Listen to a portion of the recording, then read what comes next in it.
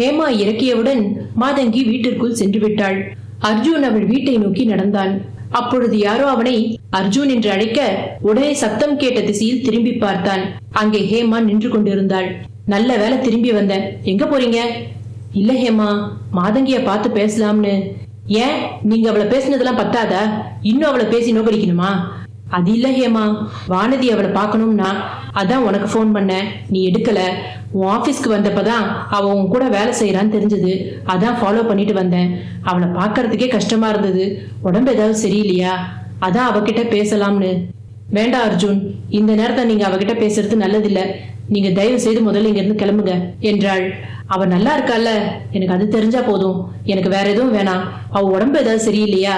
ஏன் ஆளே இழைச்சு போயிருக்கா என்று அவன் கேட்க, ரொம்ப நல்லவளா இருந்தா இப்படிதான் கஷ்டப்படணும். இருந்த எல்லாத்தையும் தூக்கி கொடுத்துட்டா. நான் சொன்னப்பயே அவ என்னோட வந்து வேலையில சேர்ந்து இருந்தானா, இன்னைக்கு அவ சம்பளம் என்ன தெரியுமா? அன்னைக்கு தங்க தான் முக்கியம்னு போனா, கடைசியில அவளும் தூக்கி எறிஞ்சிட்டா. நீங்களும் அவளை பழசுன்னு தூக்கி எறிஞ்சிட்டீங்க. இப்ப ஏதோ கிடைச்ச வேலையை பாத்துக்கிட்டு இருக்கா என்றாள். அதற்கு அர்ஜுன், ஏன் அவளுக்கு அந்த வேலை கிடைக்கலையா? இல்ல, இப்போதைக்கு டேட்டா என்ட்ரி வேலை மட்டும் தான் கிடைச்சது. 15,000 தான் சம்பளம். நான் எவ்வளவோ சொன்னேன் எங்க வீட்டுல வந்து தங்கிக்கோன்னு. அவ கேட்கவே இல்லை. எங்க அப்பா அம்மாவுக்கு எந்த விஷயமும் தெரியாது. இந்த காலத்து ஜெனரேஷன் நம்மளே அவளை புரிஞ்சுக்கல. அவங்க எங்க புரிஞ்சுக்க போறாங்க? அவங்க எல்லாம் அந்த காலத்தாலு, புரிஞ்சுப்பாங்களோ மாட்டாங்களோ தெரியாது. அதான் தங்கையை காப்பாத்த ஒரு கிட்னியை தானம் பண்ணதான் சொல்லி வச்சிருக்கேன். அதான் எங்க வீட்டு பக்கத்துலயே அவளுக்கு ஒரு வீட்டை பார்த்து கொடுத்தேன். வீட்டு வாடகை 8,000 போயிடுது. இந்த வீட்டுக்கு 80,000 ரூபாய் அட்வான்ஸ். அதை எங்க அப்பாயிட்ட இருந்தா வாங்கி தந்தேன். அந்த கடனை அடைக்கிறேங்கிற பேர்ல சொல்ல கேட்காம மாசம் 5,000 ரூபாய் கொடுத்துடுறா. மீதி இருக்கிற 2,000 ரூபாய் வச்சு என்னத்த சாப்பிட முடியும் சொல்லுங்க? இப்பதான் ஏதோ கொஞ்சம் கொஞ்சமா மீண்டு வரா. இந்த நேரத்துல தேவையில்லாம அவளை தொந்தரவு பண்ணாதீங்க. நான் அவளை தொந்தரவு பண்ணணும்னு நினைக்கல ஹேமா. ஃப்ரெண்டாவது அவளுக்கு ஏதாவது ஹெல்ப் பண்ணலாமே நினைச்சேன் என்று அவன் கூற, உடனே ஹேமா, அப்ப அவளுக்கு ஏதாவது நல்ல வேலையை வாங்கி கொடுங்க. அதுதான் நீங்க அவளுக்கு பண்ற பெரிய ஹெல்ப் என்றாள். சற்று நேரம் மௌனமாக இருந்தவன், சரி ஹேமா, நான் ஏதாவது நல்ல வேலை இருந்தா உனக்கு போன் பண்றேன். தயவு செய்து போனை எடு என்று கூறிவிட்டு அங்கிருந்து கிளம்பினான். வாசலில் சத்தம் கேட்டதும் வானதி புத்தகத்தை மூடிவிட்டு வாசலை நோக்கி ஓடினாள். அக்காவை பத்தி ஏதாவது தெரிஞ்சுதா என்று அவள் கேட்டதற்கு அர்ஜுன் எதையோ யோசித்தபடியே தன் தோளில் இருந்த பையை இறக்கி வைத்தான். என்ன, நான் பேசிக்கிட்டே இருக்கேன், நீங்க பதில் எதுவும் சொல்ல மாட்டேங்கிறீங்க. அக்காவை பத்தி ஏதாவது தெரிஞ்சுதா என்று மறுபடியும் கேட்க, அவ ஹேமா ஆபீஸ்ல தான் வேலை செய்யறா. அவங்க வீட்டு பக்கத்துல தனியா வீடு எடுத்திருக்கா என்று அவன் சொன்னதும் வானதி சந்தோஷத்தில், அவளை பாக்குறதுக்கு என்ன எப்ப கூட்டிட்டு போறீங்க என்று அவள் கேட்க, அது என்று அவன் தடுமாற, என்ன அர்ஜுன், என்ன ஆச்சு? அவ நல்லா தானே இருக்கா? ஏன் ஒரு மாதிரியா இருக்கீங்க? எனக்கு தெரியல வானதி, ஆளு ரொம்ப இழைச்சு போயிருக்கா. பாக்குறதுக்கே கஷ்டமா இருந்துச்சு. சரியா சாப்பிடறது இல்ல போல இருக்கு. அவகிட்ட பேசணும்னு தோணுச்சு. அதான் ஹேமா இறக்கி விட்டுட்டு போனதுக்கு அப்புறமா அவகிட்ட பேசலாம்னு போனேன். அதுக்குள்ள ஹேமா திரும்பி வந்து கண்ணாமண்ணான்னு கத்திட்டா. அவளுக்கு 15,000 ரூபாய் தான் சம்பளமா. வீட்டு வாடகை 8,000 போயிடுது. அட்வான்ஸுக்கு ஹேமா அப்பா கிட்ட தான் வாங்கியிருக்கா. மாசம் மாசம் அந்த கடனுக்கு 5,000 கொடுத்துடுறா. மீதி 2,000 ரூபாய் வச்சுதான் சாப்பிடுறா. அதான் வேற ஏதாவது நல்ல வேலையா இருந்தா வாங்கி கொடுங்கன்னு ஹேமா சொன்னா. நானும் பாக்குறேன்னு சொல்லிட்டு வந்திருக்கேன்.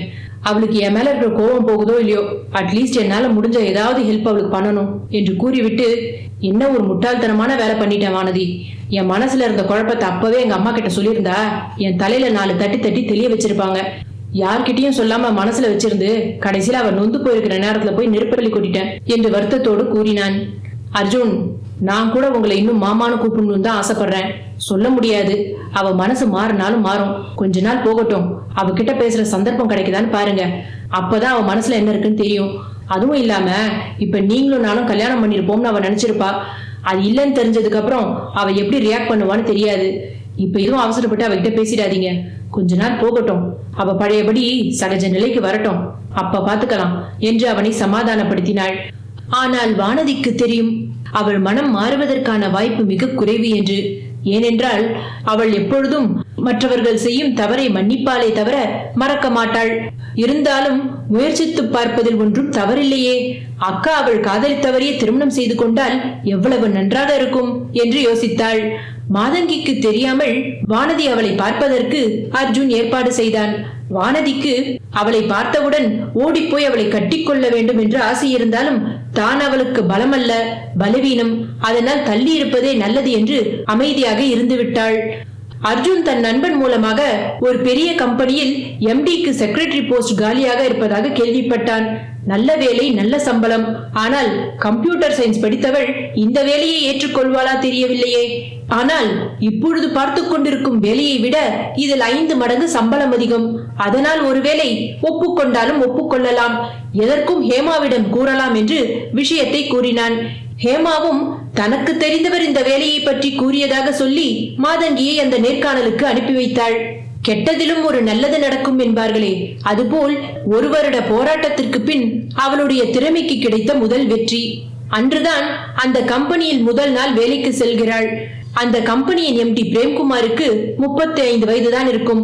ஆனால் வயதிற்கும் பேச்சிற்கும் சம்பந்தமே இல்லாமல் மிகுந்த பக்குவத்தோடு பேசினான். வாங்க மாதங்கி, உட்காருங்க. இன்டர்வியூக்கு வந்திருந்தப்ப உங்ககிட்ட சரியா பேச முடியல. இன்னைக்கு உங்களோட ஃபர்ஸ்ட் டே. கங்க்ராட்ஸ். நான் இன்னும் உங்க பர்சனல் டீடைல்ஸ்ல எதுவும் பார்க்கல, நீங்களே சொல்லுங்க என்று அவன் கேட்க, உடனே மாதங்கி சுருக்கமாக பெற்றோர் ஒரு விபத்தில் இறந்து விட்டதாகவும் தங்கைக்கு திருமணம் நடந்து விட்டதால் தான் தனியாக வசிப்பதாகவும் கூறி முடித்தாள். அவனும் சரி மாதங்கி, நீங்க உங்க வேலையை ஸ்டார்ட் பண்ணுங்க. உங்களுக்கு ஏதாவது ப்ராப்ளம்னா நீங்க டைரக்டா என்கிட்ட சொல்லலாம், எந்த தயக்கமும் வேண்டாம் என்றான். மாதங்கியும் நன்றி கூறிவிட்டு தன் வேலையை பார்க்க ஆரம்பித்தாள். மாதங்கியின் திறமையும் பொறுமையும் பார்த்து பிரேம்குமார் வியந்து போனான். ஆபீஸிற்கு வந்த இந்த 6 மாதத்தில் ஒரு முறை கூட யாரிடமும் கடிந்து பேசியதோ மற்றவர்களை பற்றி குறை கூறியதோ இல்லை. எம்டி பிரேம்குமாருக்கும் அந்த அலுவலகத்தில் வேலை செய்பவர்களுக்கும் இடையே ஒரு பாலமாக இருந்தாள். எந்த பிரச்சனை என்றாலும் அனைவரும் இவளைத்தான் முதலில் தேடுவார்கள். அந்த அளவிற்கு இவளுடைய செல்வாக்கு உயர்ந்தது. ஆனால் காலை வேலைக்கு சென்றாள் என்றால் குறிப்பிட்ட நேரத்தில் வீடு வருவது நிச்சயமில்லை. அப்படி இரவு தாமதமாகும் போதெல்லாம் பிரேம்குமாரே தன்னுடைய வண்டியிலேயே அவளை வீட்டிற்கு அனுப்புவான். சில நேரங்களில் அவனே அவளை அவள் வீடு வரை வந்து இறக்கி விடுவதும் உண்டு. அன்று எப்பொழுதும் போல் ஆபீஸில் இருந்து மாதங்கி கிளம்பி கொண்டிருக்கையில் பிரேம்குமாரும் வீட்டிற்கு போவதற்காக தன் அறையை விட்டு வெளியே வர, என்ன மாதங்கி, கிளம்பிட்டீங்களா? ஆமா சார் என்று அவள் கூற, சரி, நீங்க ஃப்ரீயா இருக்கீங்களா? சொல்லுங்க சார், ஏதாவது வேலை இருக்கா? நான் முடிச்சுட்டு போறேன், எனக்கு ஒன்றும் பிரச்சனை இல்லை என்றாள். அதற்கு பிரேம்குமார், ஆபீஸ் வேலை இல்ல, பர்சனல் மேட்டர், கொஞ்சம் ஷாப்பிங் பண்ணணும், அதான் உங்களால ஹெல்ப் பண்ண முடியுமான்னு கேக்குறேன். நான் ஃப்ரீ தான் சார், சொல்லுங்க. என்னோட குழந்தைக்கு அடுத்த வாரம் பர்த்டே, ட்ரெஸ் எடுக்கணும். எனக்கு இது வரைக்கும் அதெல்லாம் பழக்கம் இல்ல. லேடிஸ் தான் நல்லா செலக்ட் பண்ணுவீங்க, அதான் கொஞ்சம் கூட வந்து எடுத்து தர முடியுமா என்றான்.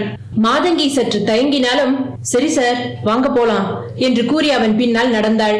இருவரும் ஒரு பெரிய துணி கடைக்கு சென்றார்கள். அங்கே நேராக கிட்ஸ் செக்ஷனுக்கு சென்று பெண் குழந்தைகளுக்கான செக்ஷன் அருகே நின்றாள். மாதங்கி திரும்பி பிரேம்குமாரிடம், உங்க பொண்ணுக்கு எத்தனை வயசு என்று அவள் கேட்டதும் அவன் அசந்தே போனான். எப்படி மாதங்கி, நான் என்ன குழந்தைன்னு கூட சொல்லல, கரெக்டா பொண்ணுன்னு எப்படி கண்டுபிடிச்சீங்க என்று அவன் ஆச்சரியத்துடன் கேட்க, அதற்கு அவள், சார், பையனா இருந்தா நீங்களே வயசு சொல்லி எடுத்துருவீங்க. ஆம்பளைங்களால பொண்ணுங்களுக்கு தான் சார் ட்ரெஸ் எடுக்க முடியாது, அதுலதான் தடுமாறுவீங்க என்றாள். Wow, very brilliant.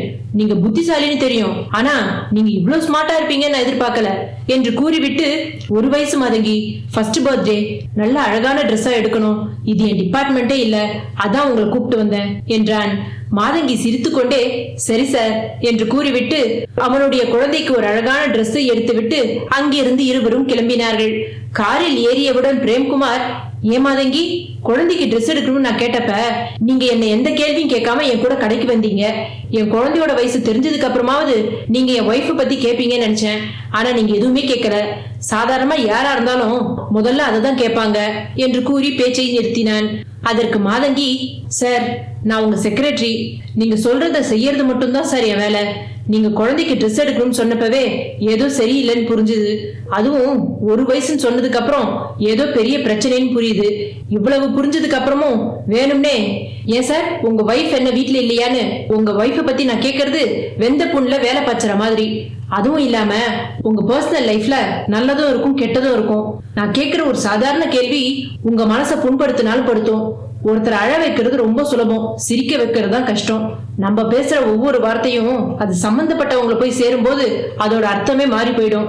அதனால ஃபார்மாலிட்டி கூட மத்தவங்க பர்சனல் லைஃபை பத்தி கேட்கறதுக்கு ரொம்ப யோசிக்கணும் சார்.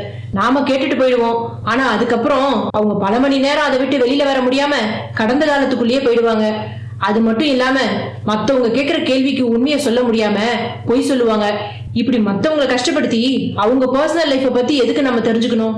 அவங்களுக்கா சொல்லணும்னு தோணுச்சுன்னா சொல்ல போறாங்க. அப்ப நம்மளால முடிஞ்ச ஆறுதலா சொல்லணும், இல்லையா அவங்களோட பாரத்தை இறக்கி வைக்கிற சுமை தாங்கியா இருக்கணும். அதெல்லாம் விட்டுட்டு எனக்கும் வாய் இருக்குன்னு கேள்வி கேட்கறதுனாலதான் இன்னைக்கு பல பேர் அந்த பிரச்சனையில இருந்து மீண்டு வர முடியாம தவிக்கிறாங்க. சில நேரத்துல தப்பான முடிவுக்கும் போறாங்க. நம்மளால முடிஞ்சா 4 நல்ல வார்த்தை சொல்லலாம், இல்லனா வாயை மூடிட்டு இருக்கிறது எவ்வளவோ மேல் சார் என்று அவள் பேசி முடித்ததும், மாதங்கி உங்களுக்கு புத்திசாலித்தனமும் பொறுமையும் மட்டும்தான் இருக்குன்னு நினைச்சேன், ஆனா பெரியவங்களுக்கு கூட இல்லாத பக்குவம் உங்ககிட்ட இருக்கு. இப்ப நீங்க சொன்னீங்களே அதுதான் என் வாழ்க்கைய புரட்டி போட்டுச்சு. எனக்கும் சஞ்சனாவுக்கும் கல்யாணம் ஆகி 7 வருஷம் ஆச்சு.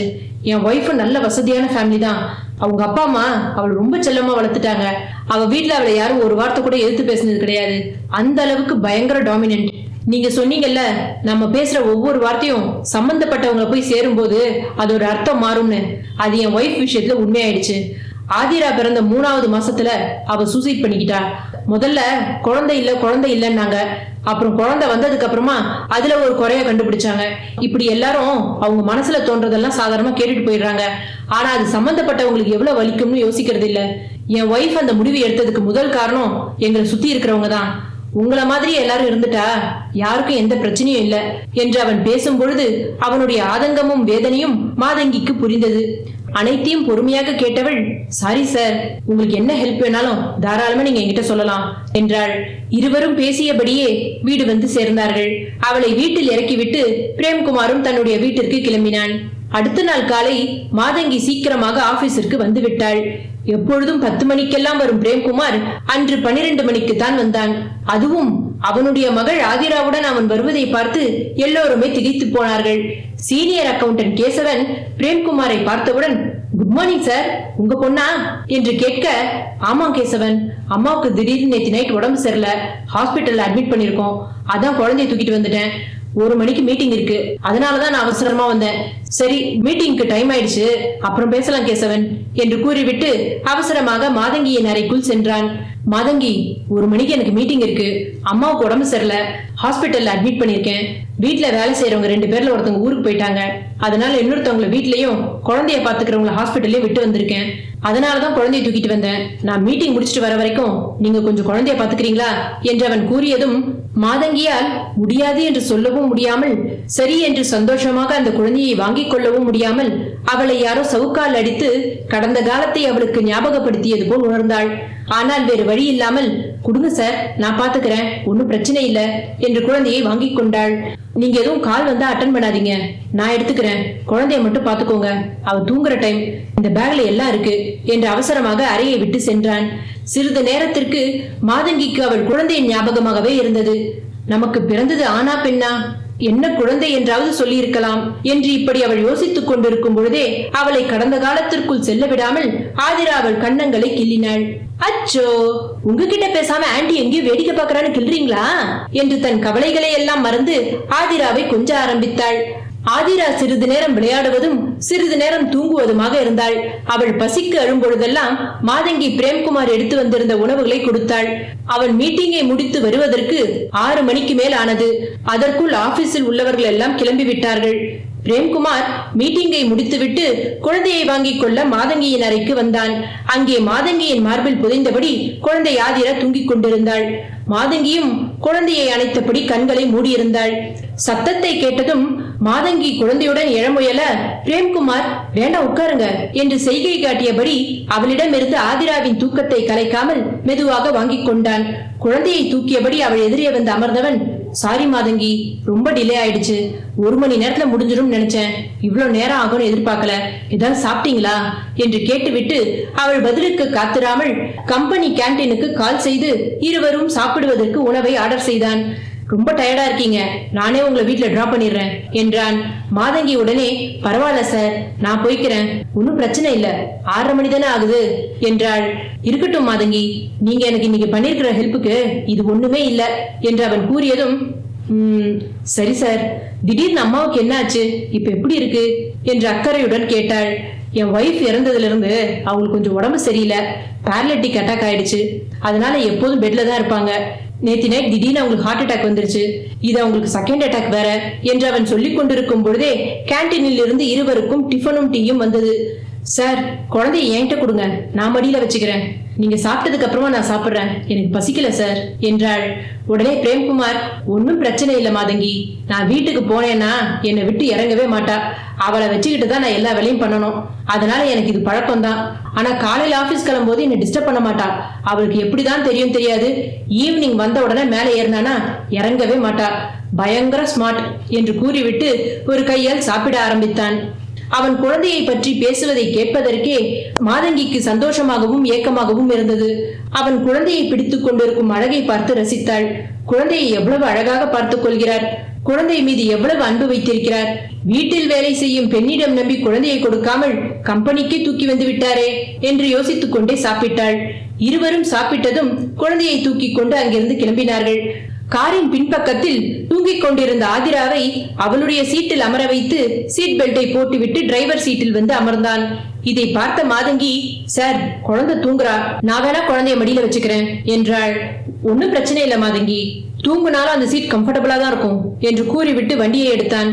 மாதங்கி, அம்மாவை ஹாஸ்பிட்டல்ல இருந்து டிஸ்சார்ஜ் பண்ற வரைக்கும் நான் ஆபீஸ்க்கு லேட்டா தான் வருவேன், வேலை செய்யறவங்க நாளைக்கு நைட்டு தான் வராங்க, அதனால நாளைக்கும் ஆதிரா என் கூட வருவா, உங்களுக்கு ஒன்னும் பிரச்சனை இல்லையே என்று அவன் கேட்க, மாதங்கி, ஒன்னும் பிரச்சனை இல்லை சார், நான் பாத்துக்கிறேன், அவ தூங்குற நேரத்துல ஆபீஸ் வேலையெல்லாம் நான் பாத்துப்பேன் சார் என்றாள். உங்களை பர்சனலா வேலை வாங்குறது உங்களுக்கு ஒன்றும் கஷ்டம் இல்லையே, உங்களுக்கு கஷ்டமா இருந்தா தைரியமா என்கிட்ட சொல்லுங்க, நான் எதுவும் தப்பா நினைச்சுக்க மாட்டேன். யாரையும் நம்பி குழந்தைய கொடுக்க முடியாது, அவளும் இருக்க மாட்டா, அவ உங்ககிட்டயே இருப்பாளான்னு எனக்கு ஒரு டவுட் இருந்தது, ஆனா நீங்க பொறுமையா ஹேண்டில் பண்ணிடுவீங்கன்ற தைரியத்துலதான் உங்ககிட்ட விட்டுட்டு போனேன் என்றான். அதற்கு மாதங்கி, எனக்கு ஒன்னும் பிரச்சனை இல்லை சார், உங்களுக்கு ஹெல்ப் பண்ண முடிஞ்சதுல எனக்கு சந்தோஷம்தான், நாளைக்கு வரும்போது அவ தூங்கறதுக்கு வசதியா ஒரு பெட்ஷீட் மட்டும் எடுத்துட்டு வந்துருங்க என்று அவள் கூறியதும், எப்படி மாதங்கி எல்லாம் தெரிஞ்சு வச்சிருக்கீங்க என்று ஆச்சரியத்தில் அவளை பார்த்தான். அடுத்த நாளும் மாதங்கியும் பிரேம்குமாரும் மாற்றி மாற்றி குழந்தையை பார்த்துக் கொண்டார்கள். ஆதிரா மாதங்கியிடம் நன்றாக ஒட்டி கொண்டாள். மாதங்கிக்கும் அவள் இவளிடம் தாவி வரும் பொழுது ஒரு பூப்பந்தே அவள் மீது வீசுவது போல் உணர்ந்தாள். ஆரம்பத்தில் ஆதிராவை பார்க்கும் பொழுது ஒரு நெருடல் இருந்தாலும் இப்பொழுது அந்த நெருடலும் விலகியது. தன் குழந்தையால் ஏற்பட்ட ரணத்தை இந்த குழந்தை ஆற்றுவதாக உணர்ந்தாள். பிரேம்குமார் எப்பொழுதும் போல் காலை 10 மணிக்கெல்லாம் வேலைக்கு வந்து விட்டான். 2 நாட்கள் குழந்தையுடன் இருந்துவிட்டு இன்று அவன் குழந்தையை தூக்கி வராதது அவள் மனம் ஏக்கத்தோடு பார்த்தது. கம்பெனியில் வேலை செய்பவர்கள் அனைவரையும் அழைத்து தன் மகளின் பிறந்த நாள் பத்திரிகையை வேலையாட்களை வைத்து டிஸ்ட்ரிபியூட் செய்தான். ஆனால் மாதங்கிக்கு மட்டும் நேரடியாகவே அவள் அறைக்கு வந்து பத்திரிகையை கொடுத்தான். மாதங்கி, மத்தவங்கள மாதிரி 6 மணிக்கு வராதீங்க, நீங்க முன்னாடியே வந்தீங்கன்னா எனக்கு ரொம்ப உதவியா இருக்கும். நீங்க தான் ஆதிராவுக்கு ட்ரெஸ் பண்ணணும், இத்தனை நாள் ஏதோ ஒரு ட்ரெஸ்ஸை மாட்டி விட்டுடுவோம், பர்த்டே அன்னைக்கு அப்படி பண்ண முடியாது, உங்களால முடியும்ல, வருவீங்கல்ல என்று அவன் கேட்டதும் மாதங்கியின் மனதில் 1000 பட்டாம்பூச்சிகள் பறந்தது. மறுபடியும் ஆதிராவை பார்க்க போகிறோம், அதுவும் அவளுடைய அழகுக்கு அழகு சேர்க்க தன் கைகளால் அவளுக்கு அலங்காரம் செய்ய போகிறோம் என்று நினைக்கையில் அவள் மனமே லேசாகி எங்கோ பறப்பது போல் இருந்தது. கண்டிப்பா நான் சீக்கிரம் வந்துருவேன் சார் என்று கூறிவிட்டு இன்விடேஷனை பிரித்து பார்த்தவளுக்கு தேதியை பார்த்தவுடன் அவள் மனம் தீயில் பட்ட மயிலிறகு போல் கருகியது. என்ன மாதங்கி, இன்விடேஷனை பார்த்த உடனே ஒரு மாதிரி ஆயிட்டீங்க, அன்னைக்கு உங்களுக்கு வேற ஏதாவது வேலை இருக்கா என்று அவன் கேட்டதும், அதெல்லாம் ஒண்ணு இல்ல சார், எத்தனை மணிக்கு வரணும்னு சொல்லுங்க, கண்டிப்பா நான் வந்துடுறேன் என்றாள். நீங்க மத்தியானம் லஞ்சுக்கே வந்தீங்கன்னா நல்லா இருக்கும், அம்மாவும் உங்களை பார்க்கணும்னு சொன்னாங்க, அவங்க கூட பேசிட்டு ஆதிராவுக்கு நீங்க ட்ரெஸ் பண்ண ஆரம்பிச்சீங்கன்னா டைம் சரியா இருக்கும், அதனால லஞ்சுக்கு வந்துருங்க, இல்லைன்னா அதுக்கு முன்னாடியே வந்தீங்கனால எனக்கு சந்தோஷம்தான் என்றான். அவளும் சரி சார், நான் 1 மணிக்கெல்லாம் வந்துடுறேன் என்று கூறிவிட்டு பத்திரிகையை பைக்குள் வைத்துக் கொண்டாள். அவளுக்கு மனமே சரியில்லை. அதனால் ஆபீஸிலிருந்து நேராக கோவிலுக்கு சென்றாள். அங்கே பிரகாரத்தை சுற்றிவிட்டு வந்து அமர்ந்த பொழுது ஹேமாவும் அவளுடைய அம்மாவும் இவளை பார்த்து விட்டு வந்து பேசினார்கள். என்னடி, ரொம்ப நாளா ஆளைய காணோம், பயங்கர பிஸி ஆயிட்ட, பார்த்து 1 மாசத்துக்கு மேல ஆகுது என்று ஹேமா கேட்டதற்கு, ஆமா ஹேமா, ஆபீஸ்ல வேலை சரியா இருக்கு என்று அவள் கூறியதும், அச்சோ, வேலை கஷ்டமா இருக்குன்னா வேற ஏதாவது வேலைக்கு ட்ரை பண்ணலாமா மாது என்று அவள் அக்கறையுடன் கேட்க, மாதங்கி உடனே, இல்ல ஹேமா, நல்ல வேலைதான், எனக்கு ரொம்ப பிடிச்சிருக்கு. எம்டி ரொம்ப நல்ல டைப்பு. அந்த ஆபீஸ்ல இருக்கிறவங்க எல்லாரும் என்கிட்ட நல்லா பேசுறாங்க. உன் ஃப்ரெண்டுக்கு தான் நான் தேங்க்ஸ் சொல்லணும். அவர் மட்டும் சரியான நேரத்தை இந்த வேலையை எனக்கு சொல்லலைன்னா இன்னும் அந்த 15,000 ரூபாய் சம்பளத்தை தான் நான் வேலை செஞ்சிருக்கணும். அதுவும் இல்லாம இப்படிப்பட்ட நல்ல மனுஷங்களை நான் பார்த்திருக்க முடியாது. அப்படின்னா நீ அர்ஜுனுக்கு தான் தேங்க்ஸ் சொல்லணும். ஏன்னா உனக்கு இந்த வேலையை சொன்னதே அவர்தான் என்று அவள் கூறியதும் மாதங்கி கோபமாக அவளை முறைத்து பார்த்தாள். அவள் அம்மா எதிரில் அவளை எதுவும் திட்ட முடியாமல் மாதங்கி ஹேமாவின் தாயாரை பார்த்து, அம்மா நான் கிளம்புறேன், அப்புறம் பேசலாமா என்று கூறிவிட்டு நகர முயன்றாள். உடனே ஹேமா, மாது, தப்பு பண்ணவங்க எல்லாரையும் விட்டு ஒதுங்கணும்னு நினைச்சோம்னா அதுக்கப்புறம் இந்த உலகத்துல நம்ம யார் கூடயுமே வாழ முடியாது. தனியா தான் இருக்கணும். எல்லாரும் தப்பு பண்றவங்க தான். அவருக்கு ஒரு சந்தர்ப்பம் கொடு. அன்னைக்கு ஏதோ தெரியாம பண்ணிட்டாரு, அதை நினைச்சு இப்ப ரொம்ப வருத்தப்படுறாரு. அவருக்கு ஒரு தடவை சான்ஸ் கொடுக்கறது ஒண்ணும் தப்பு இல்லையே. புதுசா ஒருத்தர் உன்னை புரிஞ்சுக்கிட்டு அவர் உன்னை ஏத்துக்கிறத விட ஏற்கனவே புரிஞ்சவரு, உனக்கு அவரோட நல்லது கெட்டது தெரியும். அதே மாதிரி உன்னை பத்தி எல்லாம் அவருக்கு தெரியும். நீங்க 2 பேரும் சேர்ந்தீங்கன்னா உங்க லைஃப் நல்லா இருக்கும். கொஞ்சம் யோசிச்சு பாரு என்றாள். மாதங்கி எதுவும் பதில் சொல்லாமல் அமைதியாக அங்கிருந்து கிளம்பினாள். ஹேமா சொல்வதும் உண்மைதான். தவறு செய்தவர்களை எல்லாம் ஒதுக்கிவிட வேண்டும் என்றால் இந்த உலகத்தில் நாம் தனித்துத்தான் வாழ வேண்டும். ஆனால் வேறு ஏதாவது விஷயத்தில் அர்ஜுன் பேசியிருந்தால் பரவாயில்லை. அந்த விஷயத்தில் பேசியதால் அவர் திரும்பவும் பேச மாட்டார் என்று என்ன நிச்சயம் என்று அவள் மனதில் ஒரு சந்தேகம் இருந்தது. ஹேமா சொல்வது போல் அவருக்கு ஒரு சந்தர்ப்பம் கொடுத்து பார்த்தால் என்ன? எப்படி இருந்தாலும் இப்படியே இருந்துவிட முடியாது. வேறொருவரை திருமணம் செய்து கொண்டாலும் இதே பிரச்சனை வருவதற்கு வாய்ப்பிருக்கிறது. அதற்கு நம்மை பற்றி எல்லாம் தெரிந்த அர்ஜுனுக்கே மறுபடியும் ஒரு சந்தர்ப்பம் கொடுப்பதில் தவறில்லை.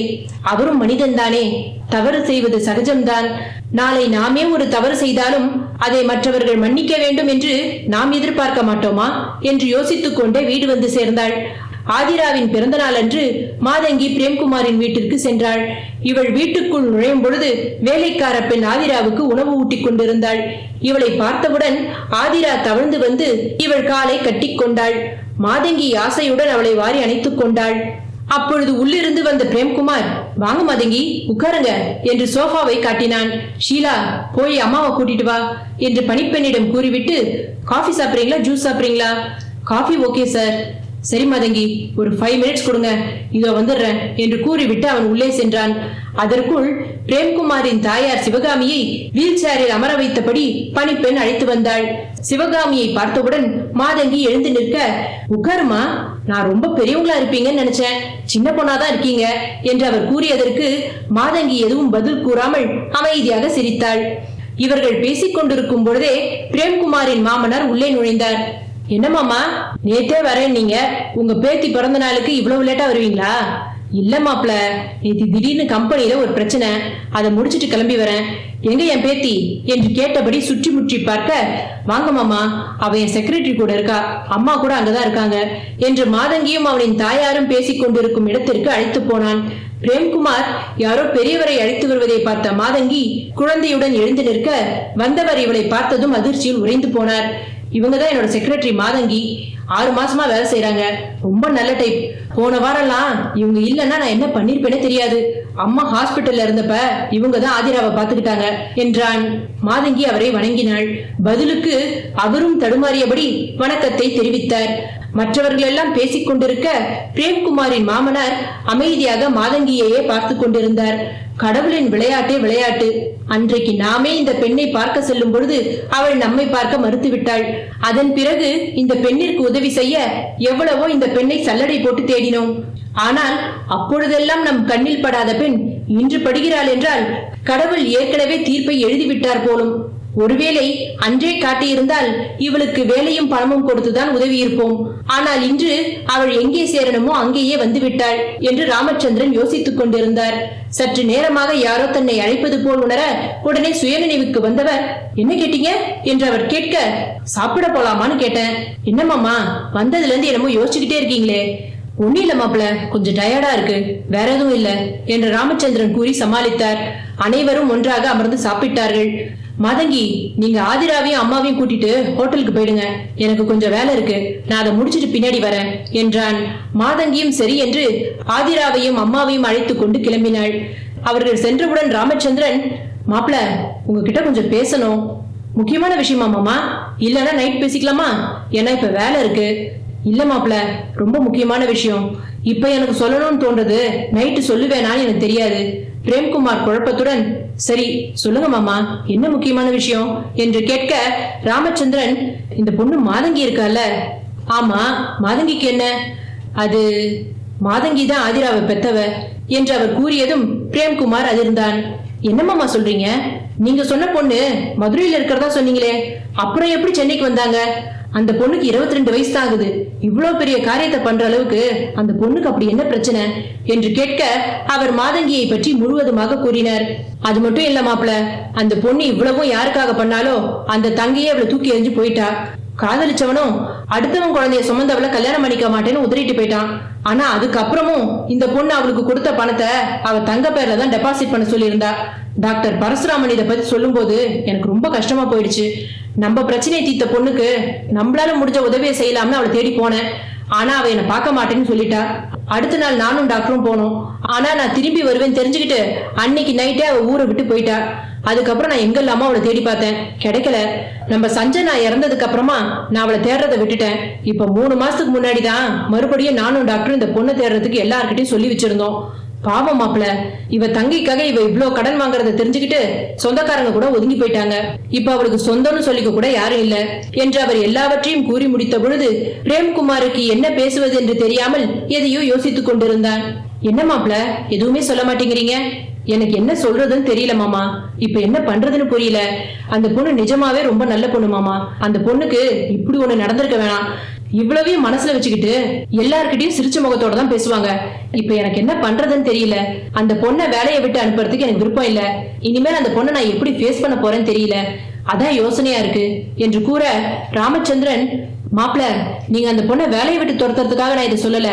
அன்னைக்கு இந்த பொண்ணை நான் பார்க்கணும்னு நினைச்சப்ப என்னால பார்க்க முடியல. அன்னைக்கு பார்த்திருந்தேன்னா கூட இந்த பொண்ணுக்கு பண உதவியும் வேலையும் தான் தந்திருக்க முடியும். ஆனா கடவுள் அன்னைக்கு பார்க்க விடாம அவளை இப்ப எங்க சேர்க்கணுமோ அங்க சேர்த்திருக்காருனா அதுக்கு ஒரு காரணம் இருக்கு. என்னமாமா சொல்ல வரீங்க? எனக்கு புரியல. மாப்பிள, ஆதிரா சஞ்சனாவோட குழந்தை இல்லைன்னு சொல்லியேதான் இந்த ஊர் உலகம் அவளை வாழ விடாம சாவடிச்சது. அதே மாதிரி இந்த பொண்ணை பத்தி தெரிஞ்சவங்களும் இவ யார கல்யாணம் பண்ணிக்கிட்டாலும் இவளை வாழ விட மாட்டாங்க. அதுக்கு நீங்களே அவளை கல்யாணம் பண்ணிக்கிட்டீங்கன்னா ஆதிராவுக்கு அவளோட அம்மாவே கிடைச்சிருவா. அதே மாதிரி மாதங்கியோட வாழ்க்கையும் நல்லா இருக்கும். மாமா, அந்த பொண்ணுக்கு 22 வயசு தான் ஆகுது. எனக்கு 35 வயசு. அதுவும் இல்லாம நான் இப்ப வேற ஒரு கல்யாணம் பண்ணிக்கிறதா இல்ல என்று கோபமாக கூறினான். மாப்பிள, அந்த காலத்துல எங்களுக்கு எல்லாம் 10-15 வயசு சின்ன பொண்ணா பார்த்துதான் கல்யாணம் பண்ணி வச்சாங்க. அன்னைக்கு அவ்வளவு வித்தியாசத்துல பண்ணதுக்கும் ஒரு காரணம் இருக்கு. காலப்போக்குல அது குறைஞ்சதுக்கும் காரணம் இருக்கு. வயசு வித்தியாசத்தை நாம தான் தீர்மானிக்கிறோம். நீங்க 2 பேரும் சேர்ந்து வாழலைனாலும் ஆதிராவுக்கு நீங்க தான் அப்பா, மாதங்கி தான் அம்மா. இது கடவுள் போட்ட முடிச்சு. அவ ஆதிரா கிட்ட பழகிறத பார்த்தேன். பேசி பாருங்க, ஒருவேளை ஒத்துக்கிட்டாலும் ஒத்துக்கலாம். நீங்க சொல்றதும் சரிதான் மாமா. ஆனா சஞ்சனா இருந்து 7 மாசம் தான் ஆகுது. அதுக்குள்ள இன்னொரு கல்யாணத்தை பத்தி நான் யோசிக்க முடியாது. அதுவும் இல்லாம நீங்க சொல்ற மாதிரி அந்த பொண்ணு ஒத்துக்கலன்னு வச்சுக்கோங்க, அதுக்கப்புறம் மதுரையில இருந்து அவ எப்படி சொல்லாம கொள்ளாம கிளம்பினாலோ அதே மாதிரி இங்க இருந்து கிளம்பிட்டான்னு வச்சுக்கோங்க. அதுக்கப்புறம் அந்த பொண்ணோட நிலைமையை கொஞ்சம் யோசிச்சு பாருங்க. இப்பதான் அந்த பொண்ணு நிம்மதியா இருக்கா, அதை நம்மளே கெடுத்துடக்கூடாது என்றான். ஒரு தடவை பேசி பார்க்கலாமாப்ல. அவ முடியாதுன்னு சொல்லிட்டானா அவளை எப்படியாவது இதே வேலையை கண்டினியூ பண்ண சொல்லி கன்வின்ஸ் பண்ணிக்கலாம் என்றார். சரி மாமா, முதல்ல இந்த பர்த்டே ஃபங்க்ஷன் முடியட்டும், அப்புறமா அந்த பொண்ணுகிட்ட பேசுவோம். அதுக்குள்ள அம்மா காதுல இந்த விஷயத்த போட்டு வைக்கணும். அவங்க இதை எப்படி எடுத்துப்பாங்கன்னு தெரியல. அதை நான் பாத்துக்கிறேன் மாப்ள என்று அவனை சம்மதிக்க வைத்தார். ஆதிராவின் பிறந்த நாளுக்கு உறவினர்களை யாரும் அழைக்கவில்லை. தன் கம்பெனியில் வேலை செய்பவர்களையும் நண்பர்களை மட்டுமே அழைத்திருந்தார்கள். ஆதிரா மாதங்கியை விட்டு இறங்கவே இல்லை. அவளுக்கும் ஆதிராவை இறக்கிவிட மனமில்லை. பிரேம்குமார் மாதங்கியையும் ஆதிராவையும் பார்த்து கொண்டே இருந்தான். எப்பொழுதும் அவன் ஆதிராவை பார்க்கும் பொழுதெல்லாம் அவளுடைய தெய்வீக அழகு அவனை மெய்சிலிர்க்க வைக்கும். அப்பொழுதெல்லாம் நினைப்பான், இவளை பெற்றவள் கண்டிப்பாக அழகு தேவதையாகத்தான் இருப்பாள் என்று. அன்று நாம் நினைத்தது இன்று ஊர்ஜிதமானது. தன் மகள் ஆதிரா மாதங்கியை போல் அழகில் மட்டுமில்லாமல் குணத்திலும் சிறந்தவளாக இருக்க போகிறாள் என்று பூரித்து போனான். விழாவிற்கு வந்தவர்கள் எல்லாம் ஒவ்வொருத்தராக கிளம்ப மாதங்கி உறங்கிக் கொண்டிருந்த ஆதிராவை பிரேம்குமாரின் தாயாரின் பக்கத்தில் படுக்க வைத்துவிட்டு பிரேம்குமாரிடம் சொல்லிவிட்டு கிளம்பலாம் என்று பார்த்தாள். ஆனால் அவன் கண்ணில் படவில்லை. சரி, ஏதோ வேலையில் பிஸியாக இருக்கிறார் என்று, அம்மா நான் கிளம்புறேன், டைம் ஆயிடுச்சு, நேரத்தோட வீட்டுக்கு போகணும். சார் இங்க இல்ல, அவர் வந்தாருன்னா நான் கிளம்பிட்டேன்னு சொல்லுங்க. இரு மாதங்கி, அவன் வந்த உடனே கார்லயே டிராப் பண்ண சொல்றேன். டயர்டா இருக்குன்னா ஆதிரா பக்கத்திலே படுத்துக்கோ. அவன் வந்தோன்னு நானே எழுப்புறேன். பரவாயில்லம்மா, இருக்கட்டும், நான் கிளம்புறேன் என்று கூறிவிட்டு கிளம்பினாள். வீட்டிற்கு வந்ததும் மாதங்கியின் மனம் முழுவதும் ஆதிரா மட்டுமே ஆக்கிரமித்திருந்தாள். தன் குழந்தை பிறந்த அதே நாள் என்று ஆதிராவுக்கு பிறந்த நாள் கொண்டாடியது தன் குழந்தைக்கு பிறந்த நாள் கொண்டாடியது போல் உணர்ந்தாள். என்னதான் மனம் சந்தோஷப்பட்டாலும் மதியத்திலிருந்து ஆதிராவை தூக்கி வைத்துக் கொண்டே இருந்தது அசதியாக இருந்தது. ஹேமா அன்று பேசிய பின் அர்ஜுனுக்கு மறுபடியும் ஒரு சந்தர்ப்பம் கொடுக்கலாம் என்று அவனை வீட்டிற்கு வர சொல்லியிருந்தாள். அவன் வருவதற்குள் சற்று நேரம் ஓய்வெடுக்கலாம் என்று நினைத்த பொழுது யாரோ கதவை தட்ட அர்ஜுன் தான் வந்துவிட்டான் என்று போய் கதவை திறந்தவளுக்கு அங்கே பிரேம்குமாரும் ராமச்சந்திரனும் நின்று கொண்டிருப்பதை பார்த்ததும் அதிர்ந்து போனாள். அதை வெளிக்காட்டிக் கொள்ளாமல், வாங்க சார், உள்ள வாங்க என்று இருவரையும் அழைத்தாள். இருவரும் உள்ளே வந்து அமர்ந்தார்கள். என்ன சார், ஏதாவது முக்கியமான விஷயமா திடீர்னு வந்திருக்கீங்க என்று அவள் கேட்க, பிரேம்குமார் எப்படி பேச்சை துவங்குவது என்று தெரியாமல் யோசித்துக் கொண்டிருக்க ராமச்சந்திரனே பேச்சை துவங்கினார். மாதங்கி, நான் டாக்டர் பரசுராமனோட ஃப்ரெண்டு ராமச்சந்திரன். உன்னை பாக்குறதுக்கு கூட நான் வீட்டுக்கு வந்திருந்தேன். நீ என்னை பார்க்க மாட்டேன்னு சொல்லி அனுப்பிட்ட. என் பொண்ணுக்கு தான் நீ ஹெல்ப் பண்ண. ஆனா அது எல்லாம் பிரயோஜனம் இல்லாம போயிடுச்சு. குழந்தை இல்லாதப்ப அதை குத்தி காமிச்சு பேசின இந்த உலகம் ஒரு குழந்தை வந்ததுக்கு அப்புறமும் பணத்து முறை குழந்தைய விலை கொடுத்து வாங்கிட்டியா? என்ன பண்ணாலும் அந்த குழந்தைக்கு நீ அம்மா இல்ல, அது உன்கிட்ட ஒட்டவே ஒட்டாதுன்னு வாய்க்கு வந்தபடியெல்லாம் பேசி கடைசியில அவ மன உளைச்சல தற்கொலையே பண்ணிக்கிட்டா என்று அவர் சொல்லிக் கொண்டிருக்கும் பொழுதே மாதங்கிக்கு எல்லாம் புரிய ஆரம்பித்தது. அவள் இதயம் அதிவேகமாக துடித்தது. கண்கள் கலங்க, உதடுகள் துடிக்க பேச முடியாமல் தடுமாறினாள். அப்போ ஆதிரா என்று அவள் தன் கேள்வியை முடிக்க முடியாமல் தடுமாற ராமச்சந்திரன், ஆமாமா, ஆதிரா உன் குழந்தைதான். பிரேம்குமாருக்கும் உனக்கும் பிறந்த குழந்தை என்று அவர் சொன்னதும் மாதங்கி பிரேம்குமாரை பார்த்தாள். ஆதிராவை வயிற்றில் சுமக்கும் பொழுது இந்த குழந்தையின் தந்தை தன்னை பற்றி ஏதாவது யோசிப்பாரா என்று நினைத்தோமே என்று ஒரு கணம் அவள் மனதில் அன்றைய தினம் வந்து சென்றது. ஆனால் இப்பொழுது எதற்காக வந்திருக்கிறார்கள்? இதற்கு மேல் இங்கே இருக்காதே, ஊரை விட்டு சென்று விடு, நீ கேட்கும் பணத்தை கொடுத்து விடுகிறோம் என்பதற்காக வந்திருக்கிறார்களா? இல்லை, மகளே போய்விட்டாள், இனி இந்த குழந்தை எதற்கு, அதை நீயே எடுத்துக்கொள் என்று சொல்ல போகிறார்களா?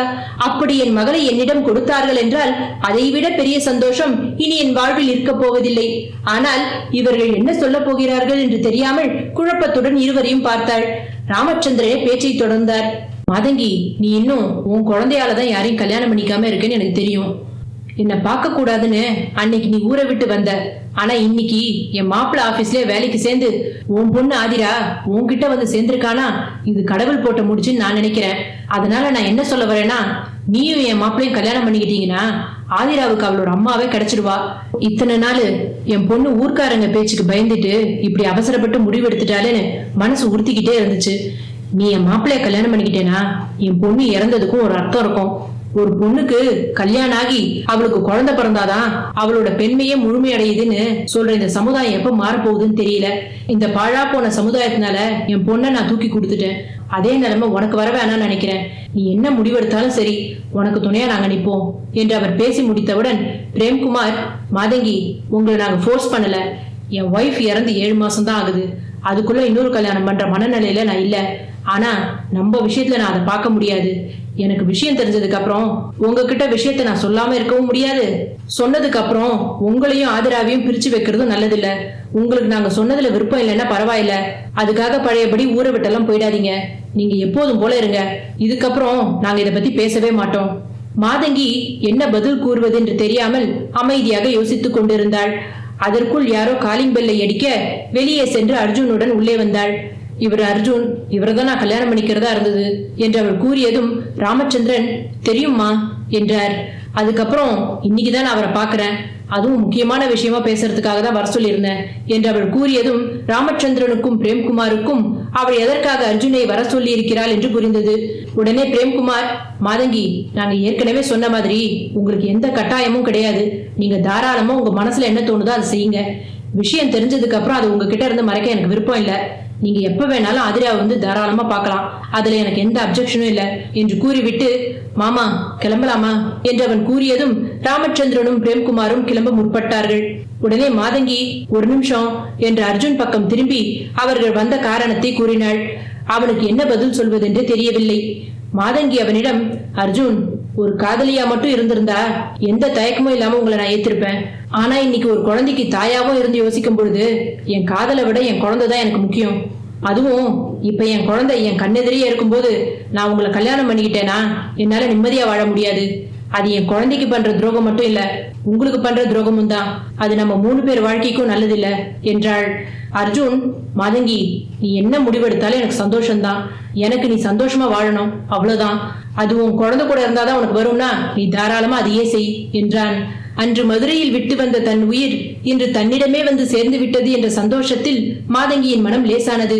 உடனே ராமச்சந்திரன், ஆமா மாதங்கி, நீ அர்ஜுன் கிட்ட பேசினதுல இருந்து எனக்கு விஷயம் புரிஞ்சாலும் அதை உன் வாயால கேட்டா நாங்களும் சந்தோஷப்படுவோம் என்று அவர் கூற, உடனே அர்ஜுன், சார், நீங்க சாருக்கும் மாதங்கிக்கும் கல்யாணம் ஏற்பாடு பண்ணுங்க, அதுதான் சார் அவ பேசினதுக்கு அர்த்தம் என்று கூறிவிட்டு சிரித்தான்.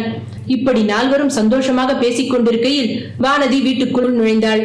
வானதியை பார்த்ததும் மாதங்கி சந்தோஷத்தில் உறைந்து போய் நின்றாள். வானதி குழந்தையை போல் அழுது கொண்டே ஓடி வந்து மாதங்கியை கட்டி கொண்டாள். பிரிந்த குடும்பம் ஒன்று சேர்ந்தது. என்ன மன்னிச்சிருக்கா, உன்னை நான் ரொம்ப கஷ்டப்படுத்திட்டேன். நீ அர்ஜுனை ஏத்துக்க தயாரா இருக்கேன்னு கேள்விப்பட்டப்ப கூட உன்னை நான் பார்க்க முடியாதேன்னு யோசிச்சேன். ஆனா நீ இவரை கல்யாணம் பண்ணிக்க போறேன்னு உடனே அர்ஜுன் எனக்கு மெசேஜ் பண்ணாரு. அதனாலதான் இனிமேல் நான் உன்னை விட்டு பிரிய வேண்டிய அவசியம் இல்லைன்னு ஓடி வந்துட்டேன். ஆமா, குழந்தை எங்க என்று சந்தோஷத்துடன் கேட்க, மாதங்கி, அவ அவங்க வீட்டுல இருக்காவா, நீ நாளைக்கு போய் பார்க்கலாம் சரியா என்று அவள் கூறி முடிக்கும் முன்பே ராமச்சந்திரன், எதுக்கு நாளைக்கு, இப்பவே நம்ம எல்லாரும் போய் பார்க்கலாம். வானதி, நான் கூட உன்னை தப்பா புரிஞ்சுக்கிட்டேம்மா. இப்ப அர்ஜுன் சொல்லும் போதுதான் புரியுது நீ ஏன் உன் அக்காவை விட்டு பிரிஞ்சேன்னு. உங்க அப்பா அம்மா உங்க 2 பேரையும் நல்லா வளர்த்திருக்காங்க. எப்போதும் இதே மாதிரி நீங்க 2 பேரும் ஒத்துமையா இருக்கணும். சரி, வாங்க போய் ஆதிராவை பார்க்கலாம் என்று எல்லோரும் அங்கிருந்து புறப்பட்டு சென்றார்கள். ஒரு நல்ல நாளில் பிரேம்குமாருக்கும் மாதங்கிக்கும் எளிமையான முறையில் திருமணம் நடந்தது. அடுத்த வருடத்திலேயே அவர்களுடைய சந்தோஷமான வாழ்க்கைக்கு பரிசாக ஆதிராவுக்கு ஒரு தம்பி பிறந்தான். வானதி நல்லபடியாக படிப்பை முடித்தவுடன் அர்ஜுன் அவளை திருமணம் செய்து கொண்டான். அதன் பிறகு வானதி பிரேம்குமாருக்கு செக்ரட்டரியாக தன் அக்காவின் வேலையை தொடர்ந்தாள். இந்த கதை பிடிச்சிருந்ததுன்னா பத்துவின் கதைகளை சப்ஸ்கிரைப் பண்ணுங்க, லைக் பண்ணுங்க, ஷேர் பண்ணுங்க.